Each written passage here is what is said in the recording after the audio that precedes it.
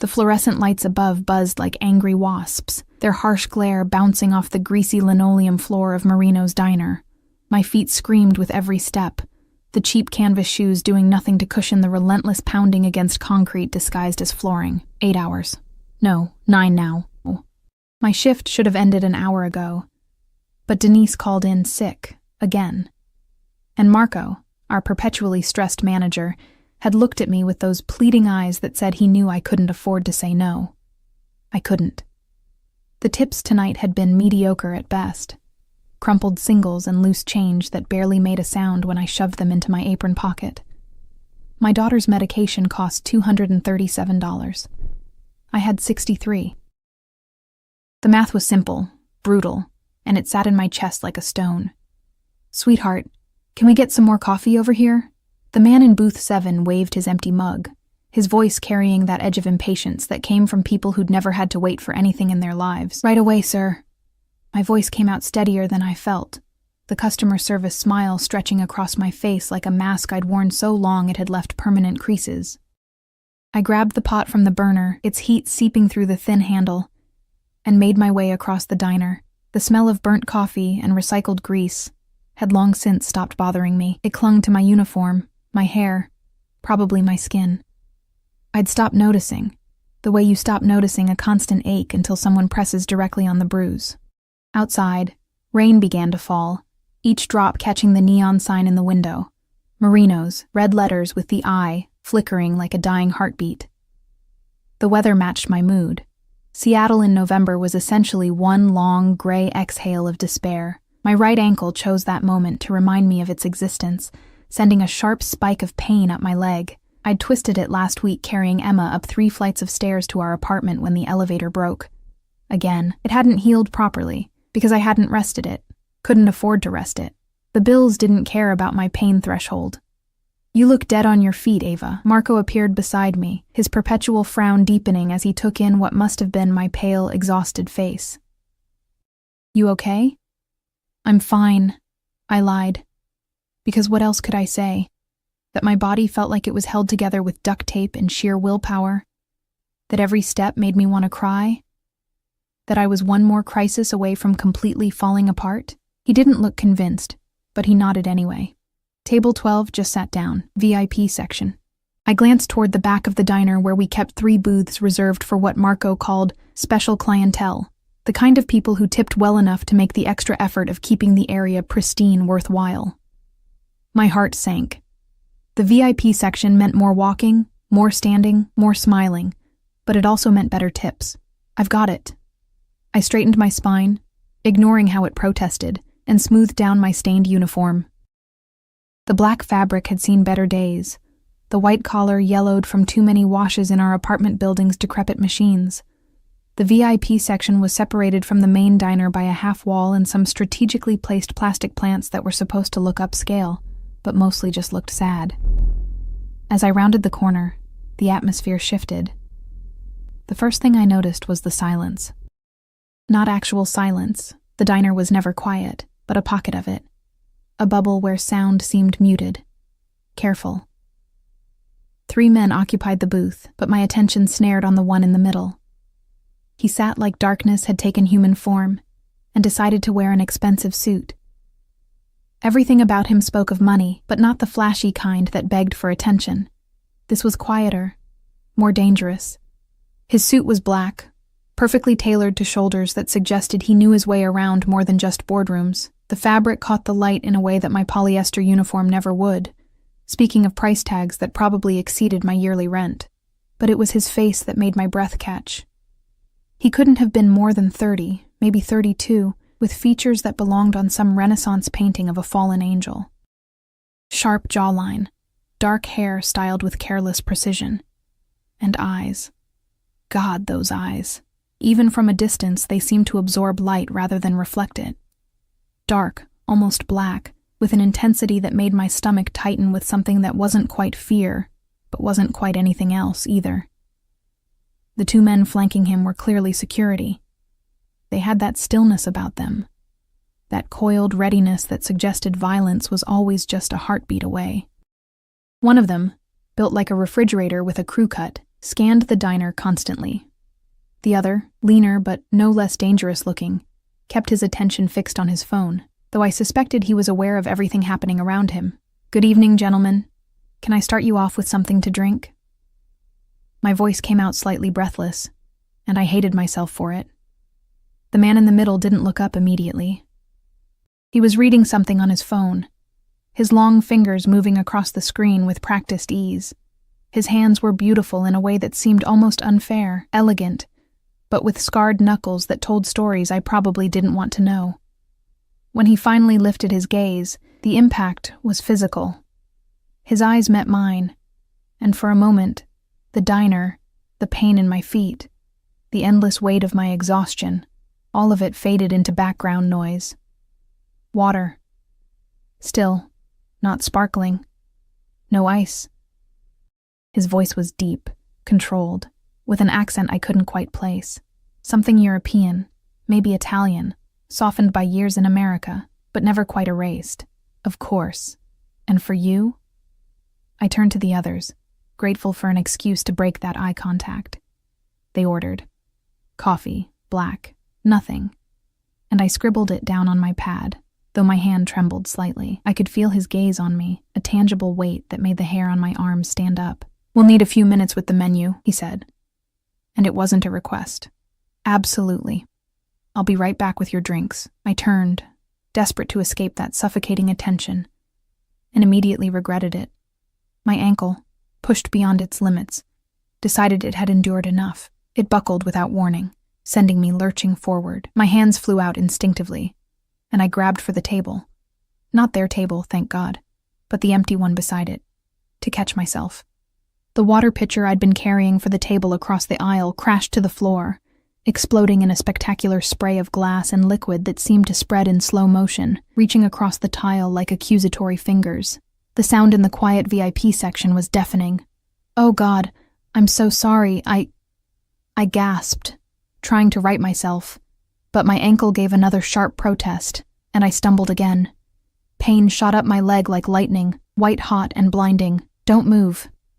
The command came from him, sharp and immediate, cutting through my panic. But I was already bending down, trying to pick up the larger pieces of glass with shaking hands, my vision blurring with tears of humiliation and pain. This was it. This was the moment Marco would fire me. I couldn't afford to be fired. Emma needed her medication. We needed to eat. The rent was already 2 weeks late. I said, "Don't move."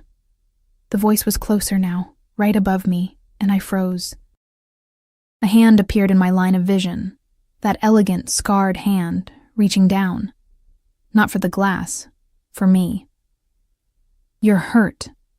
It wasn't a question. His voice had lost some of its sharp edge, replaced by something I couldn't identify. "When did you injure your ankle? How did he—" I looked up and found myself eye level with his perfectly polished shoes, Italian leather, probably worth more than everything in my apartment combined. Slowly, my gaze traveled up, past the sharp crease of his trousers, past the subtle gleam of his belt buckle, past the crisp white shirt and dark suit jacket, until I met those fathomless eyes again. He was standing now, having moved faster than I'd registered, and he was looking at me with an expression I couldn't read.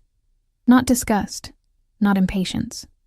Something else entirely. Something that made my pulse skip in a way that had nothing to do with fear, and everything to do with a danger I didn't yet understand. "Last week," I heard myself answer, my voice barely above a whisper. "It's fine. Really, it's not fine." He cut me off, then turned his head slightly. "Dante." The refrigerator with a crew cut appeared beside him instantly. "Boss?" "Clear this. And find the manager." His eyes never left mine. "Tell him there's been an accident, but it's been handled. Generously." "Boss." The word echoed in my head, settling into place with all its implications. "I can clean it up, really. I don't need—" I started, but he was already reaching down, and before I could process what was happening, his hand closed around my upper arm, not roughly, but with a firmness that suggested arguing would be pointless. "Can you stand?" he asked, and there was something in his tone now, something almost gentle. "No," That wasn't right. Gentle implied softness. This was control, carefully applied. Yes, but when I tried to put weight on my ankle, it screamed in protest, and I gasped, swaying. His other hand shot out, catching my waist, steadying me. The touch burned through the thin fabric of my uniform, his palm warm and solid against my side. He smelled like something expensive and dangerous, sandalwood and smoke, with an underlying note of gunmetal that shouldn't have been appealing but somehow was. No, you can't. He stated it as fact, then looked at Dante again. Call Dr. Marchetti. Tell him I need him at the palazzo, immediately. Wait, no, I don't need a doctor. I just need to... Panic was rising in my chest now, sharp and acidic. I couldn't afford a doctor. I definitely couldn't afford whatever doctor this man used. Please, I have to get back to work. You can't walk. He said it softly, almost kindly, but with the absolute certainty of someone used to being right. His hand was still on my waist, keeping me upright, and I realized with horror that without it, I would probably collapse. And you won't. Not on my watch. Please, I really can't afford... The words tumbled out before I could stop them, raw and desperate. Heat flooded my cheeks. Nothing like admitting your poverty to a man who probably spent more on his watch than I made in 6 months. His expression didn't change, but something flickered in those dark eyes. Recognition, maybe, or calculation. You misunderstand. His voice remained calm, measured. You're not paying for anything. You were injured while working. That makes it an occupational hazard, which means your employer is responsible. He paused, his gaze sharpening. Unless you'd prefer to file a workers' compensation claim, I'm certain the paperwork would be extensive. My mouth opened, then closed. Workers' comp meant reports, meant Marco getting in trouble, meant possibly losing the job anyway because suddenly I'd be a liability. The twisted logic of surviving at the bottom. You couldn't afford to protect yourself because protection came with consequences you couldn't afford either. He saw the understanding cross my face and nodded once, satisfied. That's what I thought. So we'll do this my way. Dante? Already called, boss. Doc will meet us in 20. Us. Meet us. Wait. I can't just leave. I looked around desperately for Marco, for any escape from whatever was happening. The other customers were staring now, their curious gazes adding another layer to my humiliation. My shift doesn't end for another hour, and your shift ended the moment you injured yourself further by continuing to work on a damaged ankle. He wasn't asking, wasn't negotiating, simply stating reality as he saw it, or rather, as he was making it. You'll come with me, see the doctor, and then we'll discuss your circumstances. Discuss my circumstances. The words sent ice down my spine. Marco appeared then, his face flushed, eyes darting between me and the man whose hand was still on my waist. Mr. Castellano, I'm so sorry for the disruption. We'll of course comp your entire... That won't be necessary. Castellano. The name clicked into place with the force of recognition I'd been avoiding. Castellano. As in the Castellano family. As in the rumors, the whispered stories, the news reports that never quite stuck because witnesses never quite testified. However, your employee requires medical attention. I'm ensuring she receives it. It wasn't a discussion. It was a statement of intent, delivered with the casual authority of someone who'd never been told no, and wouldn't recognize it if he heard it. Of course, whatever she needs. Marco was practically bowing, which would have been funny if I wasn't currently being held upright by what was very likely a Mafia boss. Ava, take whatever time you need. Your job will be here. Her job will be evaluated once she's recovered. Castellano's words were silk over steel. If the working conditions here contributed to her injury, adjustments will need to be made. The threat hung in the air, unspoken, but unmistakable. Marco went even paler. Now, if you'll excuse us. Castellano shifted, and before I could protest, his arm moved from my waist to behind my knees. He lifted me as if I weighed nothing, cradling me against his chest with the kind of ease that spoke of strength carefully controlled. Put me down. The words came out as a strangled whisper. Every eye in the diner was on us now. My humiliation was complete. Please, I can walk. I just need... You can't walk. You already established that when you nearly fell twice. His voice was low, meant only for me, and carried a note of something almost like amusement. Almost. Stop fighting and let me help you. Help. As if men like him helped people like me without expecting something in return. But what choice did I have? My ankle throbbed with every heartbeat, sending waves of nausea through me. I couldn't stand on my own, couldn't work, couldn't even maintain the basic dignity of walking out of here under my own power. So I stopped struggling. His chest was solid beneath my cheek, his heart beating steady and slow against my ear. That expensive scent surrounded me. Sandalwood, smoke, and something darker I couldn't name. Dangerous. Everything about him screamed danger. From the way his security moved ahead to check the exit, to the absolute certainty in his movements, to the casual way he'd taken control of my entire situation in under 5 minutes. The rain hit us the moment we stepped outside. Cold, sharp drops that felt like tiny accusations. A black SUV waited at the curb, sleek and gleaming despite the weather. The windows were tinted so dark they looked like sheets of obsidian. The lean security guard, not Dante, had the rear door open before we reached it. Easy, Castellano murmured as he maneuvered me inside. The interior was all black leather and new car smell, with seats that probably cost more than my monthly rent. He set me down carefully, his hands lingering a moment longer than necessary, then slid in beside me, too close. The back seat was spacious, but he sat near enough that I could feel the heat radiating from him, could count the gold flecks in those dark eyes if I was foolish enough to look directly at them. Dante took the driver's seat. The other guard, whose name I still didn't know, moved to the passenger side. Doors closed with expensive, solid thuds. The locks engaged with a click that sounded far too final. Where are we going?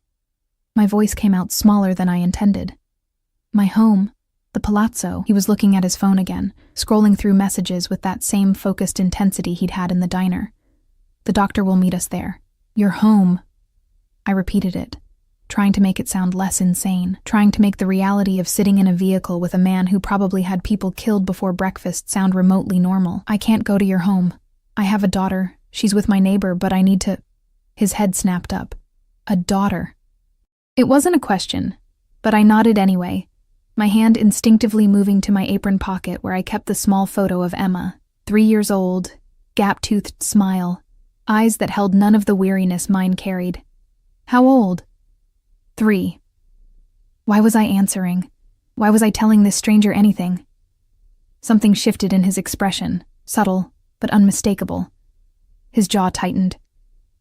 And her father? Gone. The word tasted bitter. He left before she was born. A lie, but easier than the truth. Easier than explaining that Jake hadn't just left. He'd stolen from me, taken the money my mother left me when she died, cleaned out our joint account, and disappeared into whatever hole people like him crawled into when their crimes caught up with them. Castellano studied me for a long moment, and I had the uncomfortable feeling he could see right through my lie, could see everything. Every desperate choice, every skipped meal, every night I'd cried in the bathroom so Emma wouldn't hear. What's your daughter's name? Emma. It came out as a whisper. He nodded once, then turned to Dante. Send someone to... He looked at me expectantly. What? No, I can't tell you where I live. I can't. Your daughter needs to know you're all right. His voice was patient, but firm. And you need to not be worried about her while the doctor examines you. So you'll tell Dante your address, and he'll send someone to inform your neighbor that you've been delayed but are safe. Unless you'd prefer your 3-year-old to spend the evening wondering where her mother is. The manipulation was so smooth I almost didn't catch it. Almost. But he was right, damn him. Mrs. Chen would be worried. Emma would be worried. And I had no phone. It had died hours ago, and the charger was broken. No way to contact them. I gave Dante the address, hating myself with every word. Make sure Chen, that's the neighbor, knows she'll be compensated for her time. Castellano added, still looking at his phone. Generously.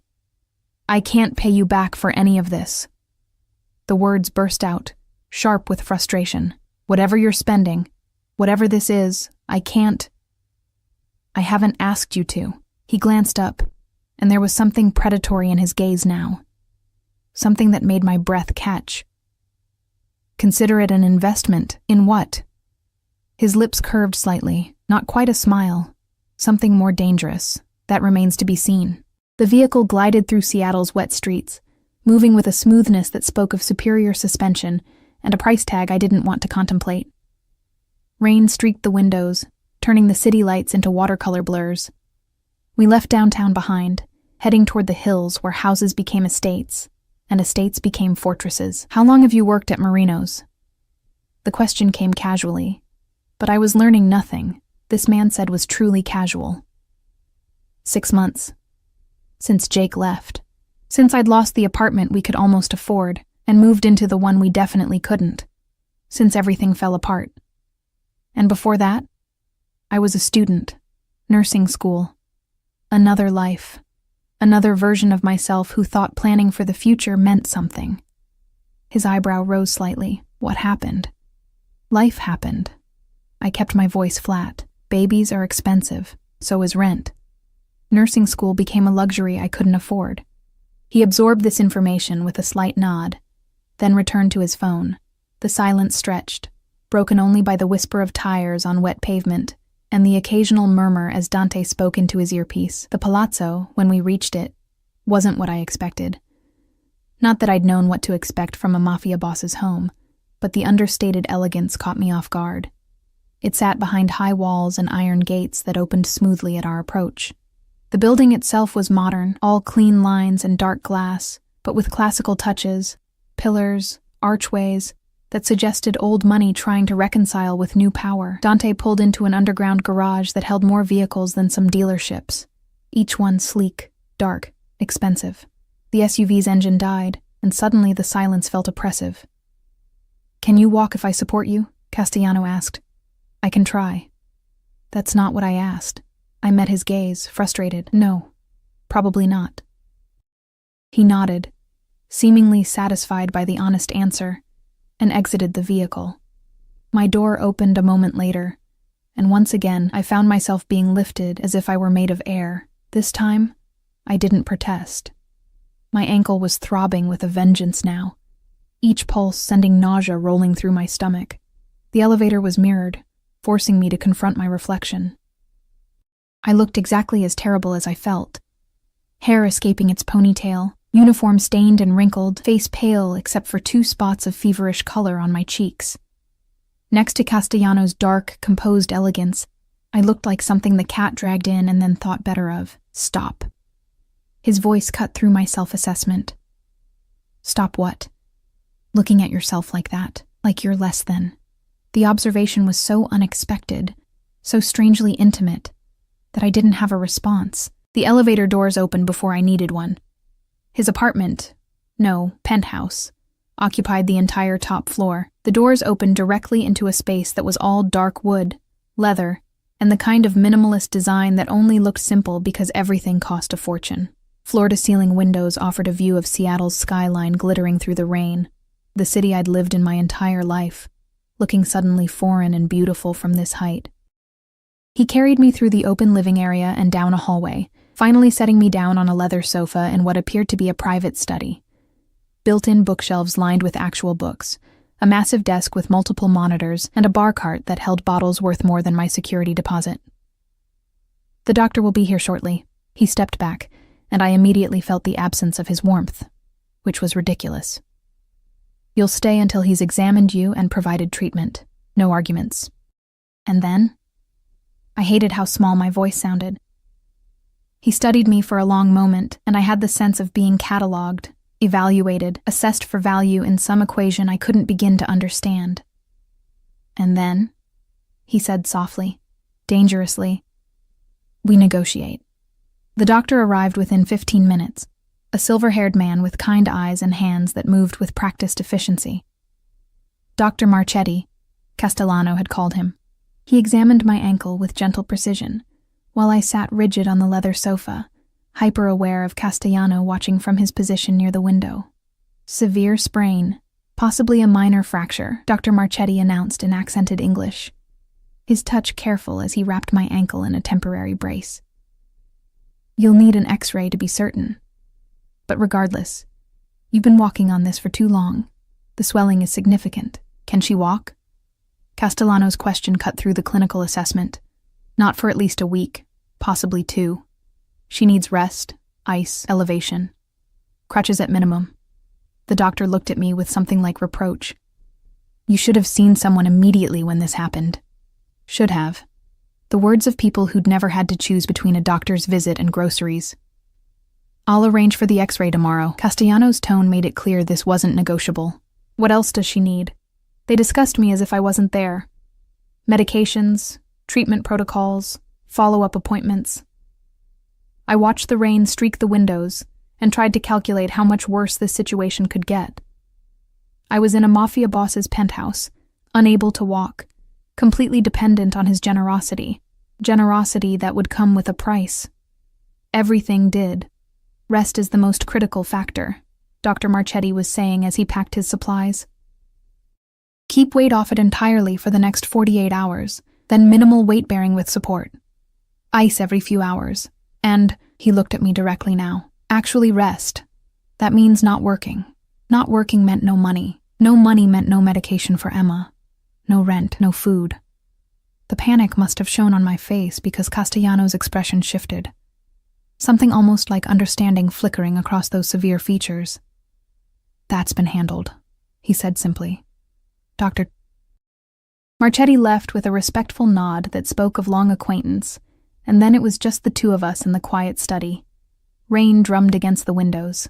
Seattle sprawled below, oblivious to whatever negotiation was about to unfold in this expensive room. You said we'd negotiate. I broke the silence, needing to control something, anything, even if it was just getting the bad news over with. So, negotiate. What do you want? He moved from the window, crossing the space between us with predatory grace. He didn't sit. Instead, he leaned against the edge of his desk, arms crossed, studying me with that unreadable intensity. Tell me about your daughter's father. Not what I'd expected. The truth this time. My hands twisted in my lap. I told you. You lied. No accusation in his tone, just certainty. Men who simply leave don't generate the kind of fear I see in your eyes. So tell me, what did he do? Maybe it was exhaustion. Maybe it was the pain medication Dr. Marchetti had given me starting to work, loosening my tongue. Maybe it was the strange safety of knowing this man had already seen me at my absolute worst. So what was one more humiliation? He stole from me. The words came out flat, drained of emotion. We weren't married, but we had a joint account. My mother died 2 years ago, left me some money. Not much, but enough to finish school. Enough for a real start. Jake. His name tasted like ashes. He took it all. $23,000. Cleaned out the account and disappeared. Did you report it? A bitter laugh escaped me. Report it to who? The police? We were both on the account. Legally, he had every right to take it. They told me it was a civil matter, that I'd need to sue him. With what money? Using what address, since he vanished? I shook my head. So no, I didn't report it. I just survived. Castellano's jaw tightened, a muscle jumping beneath the skin. His full name. Why? Suspicion crept into my voice. Because men who steal from the mothers of their children deserve consequences. He said it so calmly, so matter-of-factly, that it took a moment for the implication to sink in. No. The word came out sharper than I intended. No, I don't want... Whatever you're thinking, I don't want that. I just want to forget he existed. Does your daughter ask about him? The question hit like a physical blow. She's 3. She doesn't understand yet. But she will. He pushed off the desk, moving closer. Not threatening, exactly, but intense. She'll ask why her father left, why he didn't love her enough to stay, and you'll have to find answers that don't break her heart. How did he know? How could he possibly understand that fear? That someday Emma would look at me with those innocent eyes and ask the questions I had no good answers for. That's my problem to solve, I managed. Perhaps. He crouched in front of me, bringing us eye level. This close, I could see the faint scar along his jaw, the slight crook in his nose that suggested it had been broken at least once, or Perhaps I'm offering you a different solution. What kind of solution? My heart was racing now, and I couldn't tell if it was fear or something more dangerous. You need money. You need stability. You need to provide for your daughter without destroying yourself in the process. He ticked off each point with methodical precision. I can give you all of that. In exchange for what? Because there was always an exchange. Always a price. His lips curved slightly. Your company. I blinked. My company? I find you interesting, Ava. The way he said my name, slow and deliberate, made my skin prickle. You're educated, resilient, and you clearly care more about your daughter than your own well-being. These are admirable qualities, rare ones. You don't know anything about me. I know you continued working on a severely sprained ankle because you needed the money. I know you tried to clean up broken glass while in obvious pain because you were terrified of losing your job. I know you're afraid of accepting help because you've learned that help always comes with strings. His gaze held mine, dark and fathomless. Am I wrong? No. He wasn't wrong. And that scared me more than anything else. What do you actually want? I pressed. Be specific. Dinners, conversations, your presence at certain events where appearing domestic would be advantageous. He straightened, towering over me again. You'll live here, you and your daughter. You'll have your own rooms, your privacy. In exchange, you'll be available when I need you to be. You want me to be what exactly? A mistress? A companion. He cut me off, voice sharp. Nothing you don't consent to. I'm not interested in coercion. Just manipulation? The words slipped out before I could stop them. Surprisingly, he smiled, a real smile this time, brief but genuine. You're braver than you think. Most people don't challenge me. Most people aren't desperate enough to be stupid. It's not stupid to recognize an opportunity. He moved to the bar cart, pouring amber liquid into a crystal glass. You'd have a substantial monthly allowance, enough to save, to eventually return to school if you wanted. Your daughter would attend excellent schools, have everything she needs. Healthcare, stability, safety. Safety. The word hung between us, loaded with implication. Safe from what? I asked quietly. He took a slow sip of his drink before answering. The world is dangerous for women alone with children. You know this already. You've been living it. He gestured vaguely toward my ankle. You injured yourself weeks ago and couldn't afford to rest. How long before it's something worse? How long before you're too hurt to work at all? And then what happens to Emma? Each word landed like a stone, building a wall of logic I couldn't quite climb over. Because he was right. I was one serious injury, one major illness, one broken-down car away from complete disaster. We lived on the knife's edge, and every day was just hoping we wouldn't slip. This is insane, I whispered. Perhaps. He set down his glass. But sanity hasn't served you particularly well, has it? Before I could answer, his phone buzzed. He glanced at it, frowned slightly, then looked back at me. Your neighbor has been informed you're safe. Emma is asleep. Mrs. Chen says to take whatever time you need. The thought of Emma sleeping, unaware her mother was sitting in a stranger's penthouse contemplating an arrangement that felt like selling herself, made my chest tight. I need to think about this, I said finally. Of course.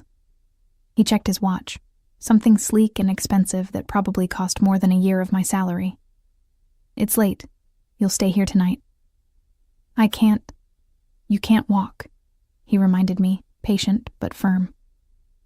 And before you panic, there are 6 bedrooms in this penthouse. You'll have your own, with a lock if it makes you feel better. Dante will bring you something to eat, and in the morning, we'll discuss this further. Agreed? What choice did I have? My ankle throbbed with renewed intensity, as if reminding me of my current helplessness. I was trapped here by my own body's limitations, by circumstances I hadn't chosen but couldn't escape. Agreed, I said, hating the defeat in my voice. He nodded, then moved to the door. One more thing, Ava. I looked up at him.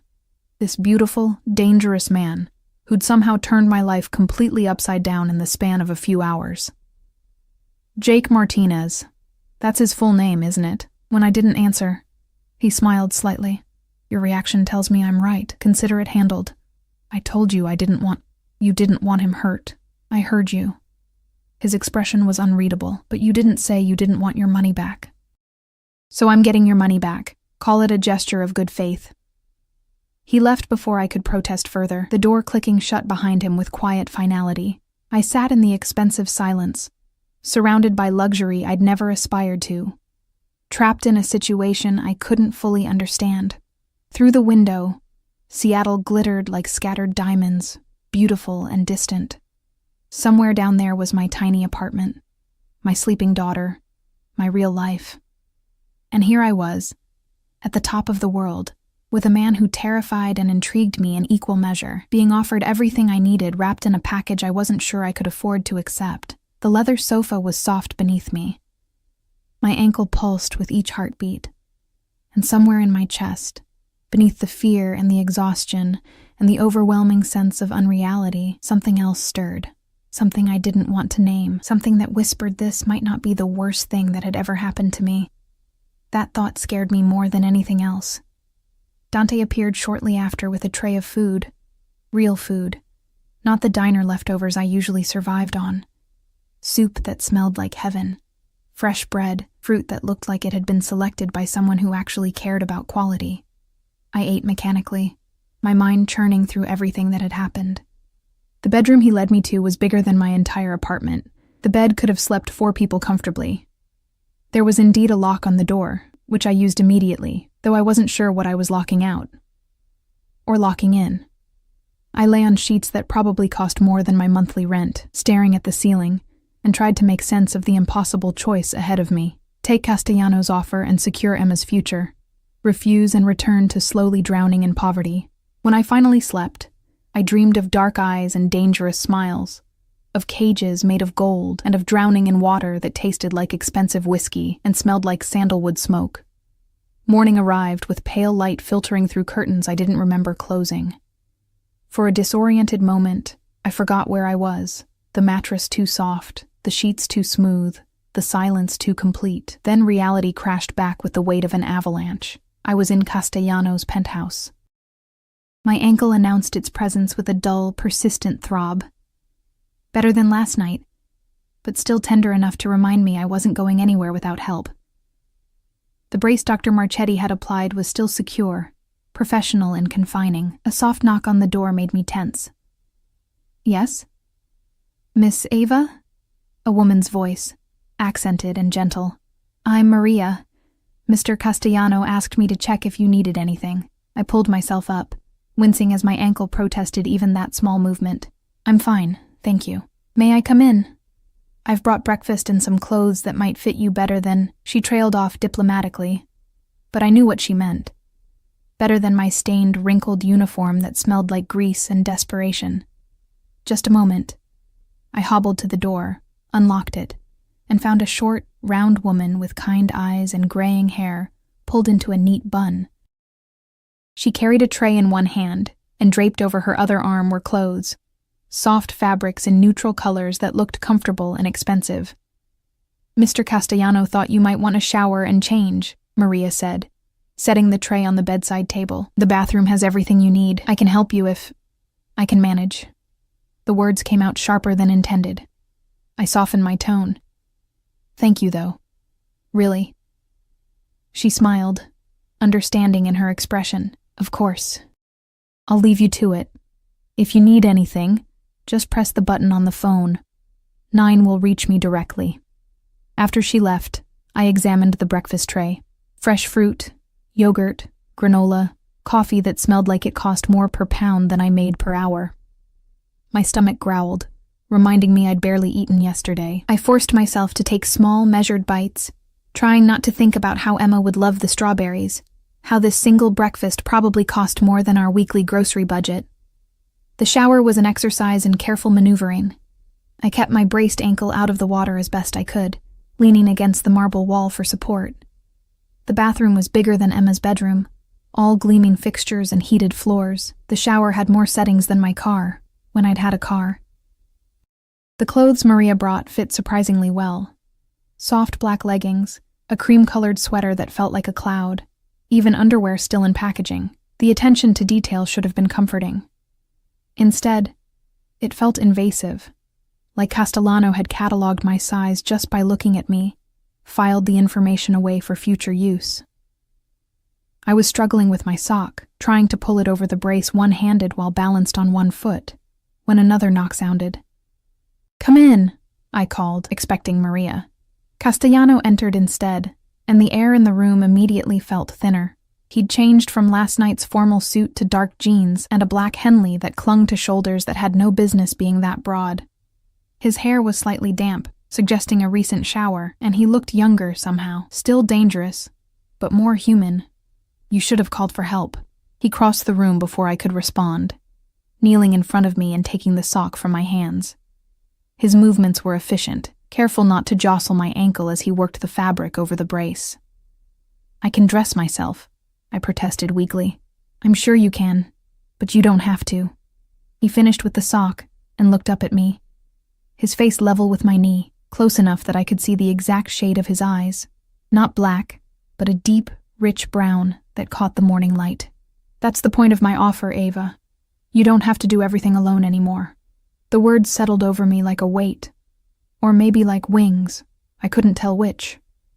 He stood, offering his hand. "Come. We need to talk, and you need to eat more than the few bites you managed.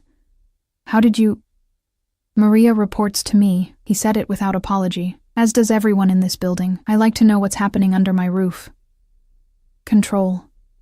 Everything with him came back to control. He supported me as we made our way to the main living area. In daylight, the space was even more impressive and more intimidating. Everything was precisely placed, exactly chosen, a reflection of a mind that orchestrated rather than simply lived. He settled me on the sofa, the same one from last night, and Maria appeared almost instantly with more food. Eggs cooked perfectly, toast with butter that melted on contact.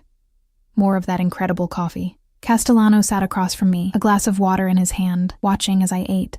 "You don't eat breakfast?" I asked, uncomfortable under his scrutiny. "I ate hours ago. I'm an early riser." He set down his glass. "Your neighbor was contacted again this morning. Emma is fine, ate a full breakfast, and is currently watching cartoons. Mrs. Chen asks if you'll be picking her up today." My heart clenched. A full day. I'd been away from Emma for a full day, the longest we'd been apart since she was born. "I need to see her." "Of course. Dante will take you whenever you're ready." He paused. "Unless you'd prefer to bring her here." The offer hung between us, loaded with implication. Bringing Emma here would mean something. Would mean I was considering his proposal seriously, not just being polite until I could escape. "I need to talk to you first," I said carefully. "About your offer." "I'm listening." I set down my fork, my appetite suddenly gone despite the delicious food. "You said I'd live here, with Emma. That we'd have our own space, our privacy. But you also said you'd need me available." "Available for what, exactly? What would my actual responsibilities be?" He leaned back, steepling his fingers, a gesture that somehow made him look both thoughtful and predatory. "I attend various events, dinners, charity galas, business functions. Many require a companion. You would accompany me to these events." "As what? Your girlfriend? As whatever we tell people you are." He interrupted smoothly. "The specifics don't matter. What matters is that you present well, that you're comfortable in social situations, and that you understand discretion. Discretion about your business, not a question. Discretion about everything. What you see, what you hear, who you meet." His gaze intensified. "I'm offering you a life of considerable comfort, Ava. But comfort requires trust, and trust requires silence." There it was. The real price. Not just my company, but my complicity. Being present for things I'd probably rather not see. Knowing things I'd be safer not knowing. And if I see something I can't stay silent about, I had to ask, even though I suspected I wouldn't like the answer. "You won't." He said it with absolute certainty. "Because I wouldn't put you in that position. I'm not interested in making you an accomplice to anything. I simply need someone who understands that my business is private and who can be trusted not to repeat what's discussed in private settings." That's a lot of trust to place in someone you just met, is it? He tilted his head slightly. You've already kept one secret today. You didn't tell Maria where you really were last night when she asked. You said you'd been at a friend's place. A small lie, perhaps, but it tells me you understand the value of discretion instinctively. I had said that, I realized. Without even thinking about it, I'd protected his privacy, and my own, because admitting I'd spent the night in his penthouse would have led to questions I couldn't answer. How long would this arrangement last? I asked. As long as it's beneficial to both of us. He spread his hands. If you're unhappy, if you want to leave, you're free to do so. Though I would expect reasonable notice, and I'd want to ensure you and Emma were properly set up before you left. You'd just let me go? No strings? No consequences? Something flickered across his face, too quick to read. I'm not interested in holding hostages, Ava. Willing participation is far more valuable than forced compliance. I wanted to believe him. God, I wanted to believe him. Because the alternative he was offering was so much better than what I had. A safe home, financial security, the ability to breathe without constantly calculating whether I could afford the next crisis. What about Emma?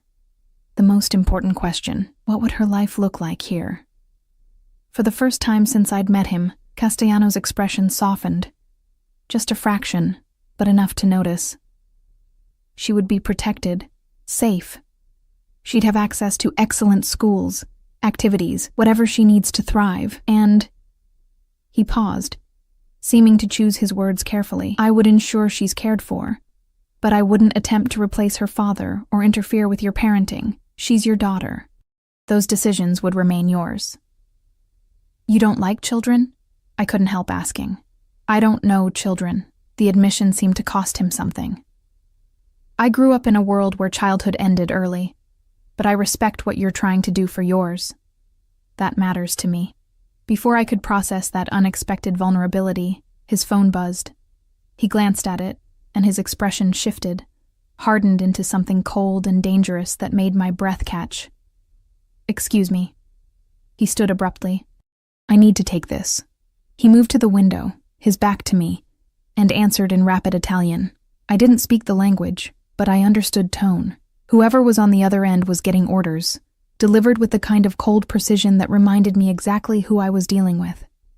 When he ended the call, he stood there for a long moment, tension visible in the set of his shoulders. Then he turned back to me, and his expression was carefully neutral again. I have something for you. He pulled an envelope from his pocket and handed it to me. Inside was a check, made out to me, for $23,000. My hands started shaking. What is this? Your money, the amount Martinez stole from you. He said it casually, as if returning tens of thousands of dollars was a normal Tuesday morning activity.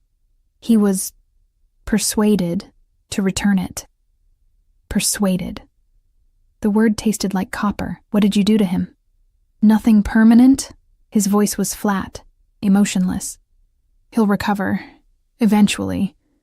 But he won't be bothering you again, and he'll think twice before stealing from vulnerable women in the future. I should have been horrified, should have been disgusted. Instead, something dark and satisfied coiled in my chest. Jake had taken everything from me, had left me and our daughter to struggle and suffer. And now he'd faced consequences, real consequences. I didn't ask you to do this, I said weakly. No. You asked me not to hurt him, and I didn't. Not seriously. He returned to his seat, watching me with those inscrutable eyes. But you didn't ask me not to get your money back. So I did. Consider it a demonstration. Of what? Of what it means to be under my protection. He leaned forward slightly. People who harm you will face consequences. People who threaten you will be dealt with. You and Emma would never have to be afraid again, Ava. Not of eviction. Not of hunger. Not of men like Martinez. That's what I'm offering. True security. The check felt heavy in my hands. This money, it could change everything. Could get us caught up on rent, buy Emma's medication for months, maybe even start a small savings account. Everything I'd been desperately scrabbling toward for 6 months, handed to me in a single piece of paper. This is mine? I asked. No strings? It was always yours. I'm simply returning what was stolen." He paused. "Though I'd be lying if I said I wasn't hoping it would influence your decision about my offer. At least he was honest about the manipulation." I looked at the check again, then at Castellano, then at the floor-to-ceiling windows showing Seattle stretched out below. Up here, everything looked clean, ordered, safe. Down there was chaos and struggle and the grinding daily battle to survive. "I need to see Emma first," I said finally. "Before I decide anything, I need to see my daughter." He nodded, as if he'd expected this. "Of course. Dante will drive you. Take whatever time you need." He stood, preparing to leave, then paused. "Ava." I looked up at him. "Your daughter is lucky to have a mother who fights so hard for her. Whatever you decide, remember that." He left me alone with the check, the expensive breakfast, and the impossible choice. The ride to my apartment building felt surreal. Dante navigated the sleek SUV through Seattle's gray streets while I sat in the back, clutching the check like a talisman. $23,000. More money than I'd seen in one place since my mother died. Money that Jake had stolen, that I'd thought was gone forever. Money that Castellano had recovered through methods I definitely didn't want to examine too closely. "We're here, Miss Ava." Dante's voice was respectful but firm. He'd barely spoken during the drive, but I'd felt his constant awareness, the way he checked mirrors, scanned intersections, protection detail, I realized. Even something as simple as driving me home was a tactical operation for him. My building looked even more depressing than usual. Cracked concrete steps, graffiti on the entrance door that management had given up trying to remove, windows with bars that were supposed to make us feel safe, but mostly just reminded us we lived somewhere that needed bars on the windows. "I'll help you up."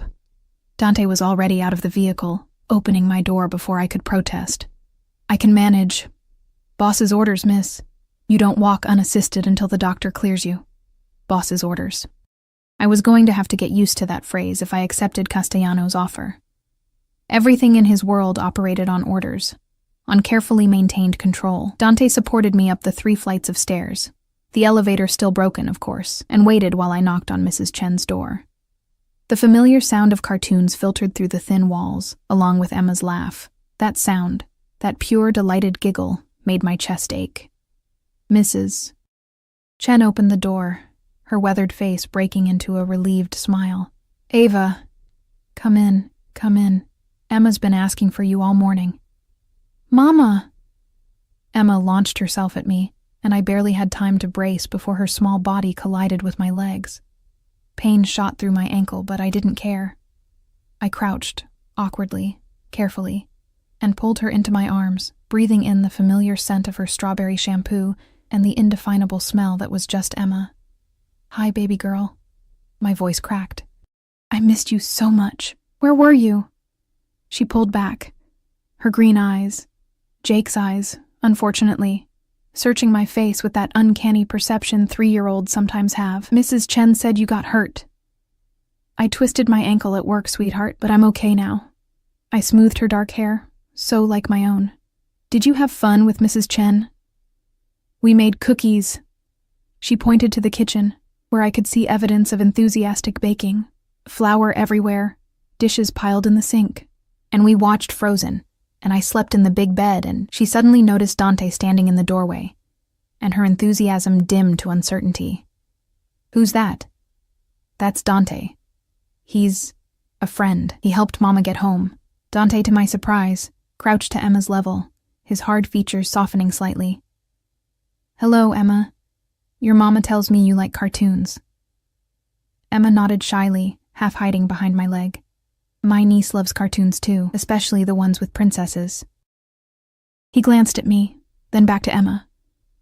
"Maybe your mama will let me wait in the car while you two talk." It was smoothly done, giving me privacy while also making it clear he wasn't leaving. Protection, I realized again. Or surveillance. Maybe both. After Dante left, Mrs. Chen made tea while Emma showed me her coloring book, chattering about everything I'd missed. Normal. Beautifully, perfectly normal. This was our life. Small apartment, borrowed space, makeshift family comprised of whoever was kind enough to help. Ava, dear. Mrs. Chen's voice pulled me from Emma's explanation, of why she'd colored the princess's dress purple instead of pink. That man who came by last night, the one who gave me money. She paused meaningfully. He was very well-dressed. I'd known this conversation was coming.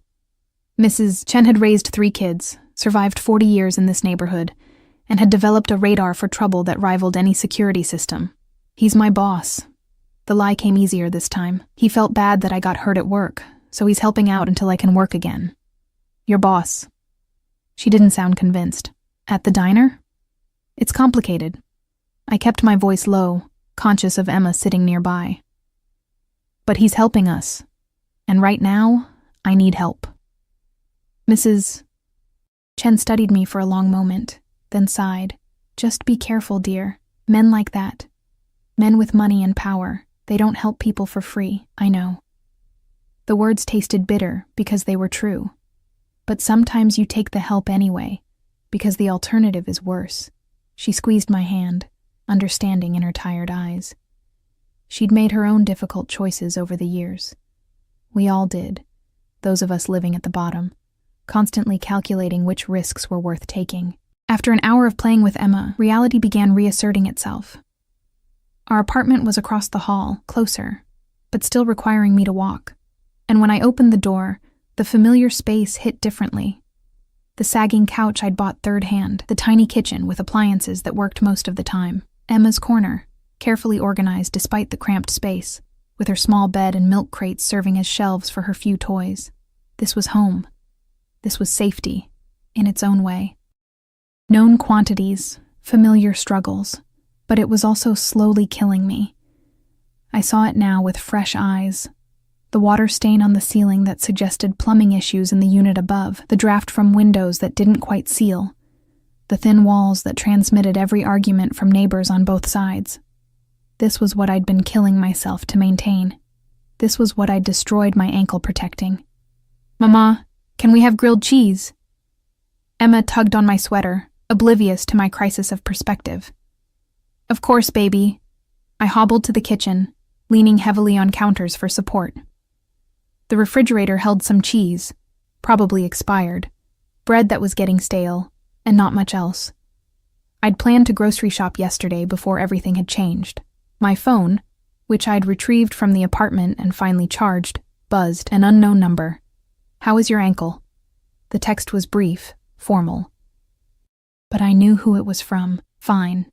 With Emma now. The response came immediately. Good. Take your time. Dante will wait as long as necessary. I stared at the message, then at Emma sitting at our tiny table, swinging her legs and humming to herself, happy, innocent, unaware that her mother was contemplating upending both their lives. The check was in my pocket. I could cash it, use it to catch up on everything, maybe even find a slightly better apartment. Go back to the diner, back to the grind, back to barely surviving, or I could accept Castellano's offer. Security, comfort, protection.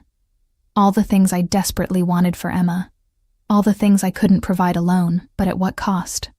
I made the grilled cheese, cut it into triangles the way Emma liked, and watched her eat. She had a smear of cheese on her cheek, her hair was tangled from playing, and she was perfect. Absolutely perfect, and she deserved so much more than I could give her. That realization settled over me like a heavy coat. My phone buzzed again. Not Castellano this time, but Marco from the diner. Need to know if you're coming back. Got bills to pay. Can't hold position indefinitely. Of course he couldn't. I was replaceable. We all were. Those of us at the bottom. One injury, one crisis, and you were out. Someone else would take your place before your spot at the time clock was even cold.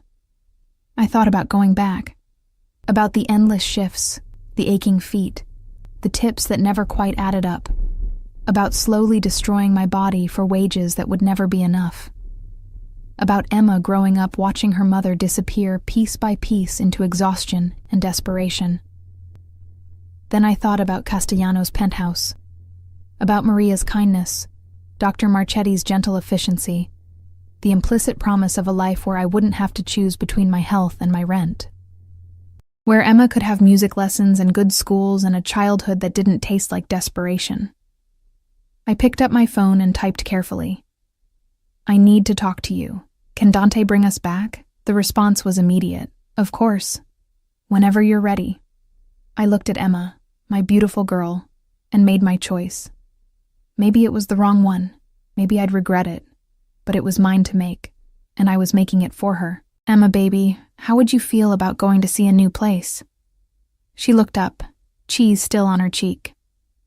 Like an adventure? Yeah, sweetheart. Like an adventure. An hour later, we were back in the SUV. I'd packed a bag, just essentials, because I still wasn't sure this was permanent, still wasn't ready to commit completely. Emma sat beside me in a car seat that definitely hadn't been there earlier, secured with the kind of efficiency that suggested Dante had done this before.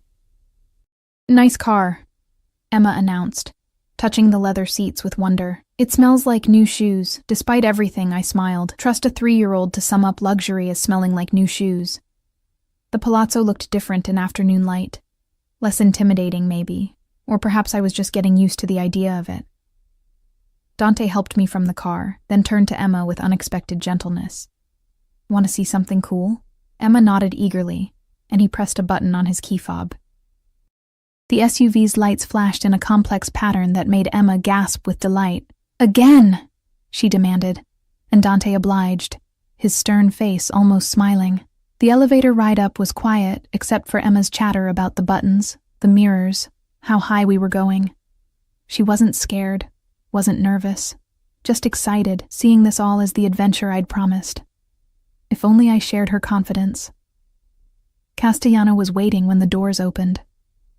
He'd changed again, back to a suit, dark and perfectly fitted, but his attention went immediately to Emma, and something in his expression shifted, softened, just slightly. You must be Emma. He crouched down, same as Dante had, bringing himself to her level. I'm Luca. Are you Mama's friend? Emma asked with the blunt honesty of children. I am. He glanced at me briefly, something unreadable in his dark eyes. And I'm very happy to meet you. Do you have toys? Trust Emma to cut straight to what mattered. I don't. He said it seriously, like this was an important admission. But we could get some if you'd like. What's your favorite? Dinosaurs, Emma announced proudly. The big ones with long necks. Brachiosaurus, Castellano Luca said with a small smile. Excellent choice. He stood then, offering me his hand. I took it, let him help me up, and tried to ignore how his touch sent sparks along my skin. Maria has prepared rooms for you both, he said quietly. Connected, so Emma will be close. I thought you'd prefer that. Thank you. The words felt inadequate. He led us down a hallway I hadn't seen before, to a suite that took my breath away. The main room was decorated in soft neutrals, with a large bed, sitting area, and windows that offered the same stunning city view. But it was the connecting room that made my throat tight. A child's bedroom, already furnished. Not pink or purple or any of the princess cliches. Instead, it was done in soft greens and blues, with cloud-painted walls and a bed shaped like a reading nook. And there, on a shelf clearly installed recently, was a collection of dinosaur figures, including several long-necked Brachiosaurus. When did you... I started. This morning. After you said you needed to see Emma, he was watching my reaction carefully. I wanted her to feel welcome. Emma had already discovered the dinosaurs, letting out a delighted squeal that made my eyes burn with tears I refused to shed. You didn't have to do this, I whispered. Yes, I did. He turned to face me fully. If you're going to trust me with your safety, with your daughter's happiness, then I need to show you I'm worthy of that trust. This, he gestured to the room, is just the beginning. Mama, look. Emma held up a purple triceratops. Can I play with them? Of course you can, baby. They're yours. As Emma settled into playing, making the dinosaurs have elaborate conversations, Luca guided me back into the main room, closing the connecting door slightly so we could talk, but I could still see Emma. So, he settled into the chair across from me. Have you made your decision? I looked at the room. Beautiful, safe, comfortable. Looked through the doorway at Emma, happier than I'd seen her in months. Thought about the check in my pocket, the choices that had led me here, the future I could give her if I was brave enough to take this chance. I have conditions, I said finally. I'm listening. Emma comes first. Always. If I ever feel she's unsafe or unhappy, or if this arrangement isn't working for her, we leave immediately. No arguments. Agreed. I want everything in writing. The financial arrangement, the expectations, all of it. Clear terms. My lawyer will draft something by tomorrow. And I took a breath. I need to know what I'm really getting into. Your business, your world. I won't be complicit in anything that hurts people, and I won't raise Emma around violence. His expression darkened slightly. My business is complicated. But I can promise you this. You'll never be asked to participate in anything illegal, and Emma will be kept completely separate from the less pleasant aspects of my work. She'll be protected, insulated. As will you. Can you really promise that? To keep us separate from the danger? Yes. He said it with absolute certainty, because you're not an asset to be used, Ava. He paused, seeming to search for words. You're something different, something I want to protect, not exploit. The intensity in his gaze made my breath catch. This was more than a business arrangement for him. I could see it in the way he looked at me, in the care he'd taken with Emma's room, in the fierce protectiveness that had made him track down Jake and recover my money. This was dangerous, not because he was dangerous, though he absolutely was, but because I could feel myself responding to it. To him, to the promise of safety and security, and someone actually giving a damn whether I survived. Okay, I said quietly. We'll try it. A trial period, 3 months. If it's not working, for any of us, we can end it. No hard feelings. Something flashed across his face, relief maybe, or satisfaction. 3 months, he agreed. But Ava, yes, it's going to work. He leaned forward, his voice dropping to something almost intimate. Because I don't fail at things I care about. And I find that I care quite a bit about making sure you and Emma are happy here. Before I could respond, Emma appeared in the doorway, clutching 3 dinosaurs. Mama, can Luca play dinosaurs with us? I looked at him, this powerful, dangerous man who'd orchestrated my life with casual efficiency, and waited to see what he'd say. He smiled. Actually smiled, genuine and warm. I'd be honored. And there, in that expensive penthouse high above Seattle, with my daughter's laughter filling the air, and a man I barely knew arranging plastic dinosaurs with unexpected gentleness, I let myself believe, just for a moment, that maybe everything would be okay. Maybe I'd found something more than just security. Maybe I'd found a place where Emma and I could finally stop running, stop struggling, stop simply surviving. Maybe I'd found home. The city glittered outside our windows. The rain had cleared to reveal late afternoon sun, and Emma's voice rose in delighted storytelling as she made her dinosaurs explore their new world. Luca listened with focused attention, asking questions, building on her imaginative narrative with a patience I never would have expected. And I sat there, ankle throbbing but healing, check in my pocket representing a recovered past, future stretching ahead, uncertain but promising, and let myself hope. For the first time in longer than I could remember, I let myself hope. Whatever this arrangement became, whatever complicated tangle of protection and need and growing attraction it involved, it was ours now. Mine and Emma's, and somehow Luca's too. The choice was made, the adventure was beginning, and maybe, just maybe, we'd all find what we were looking for.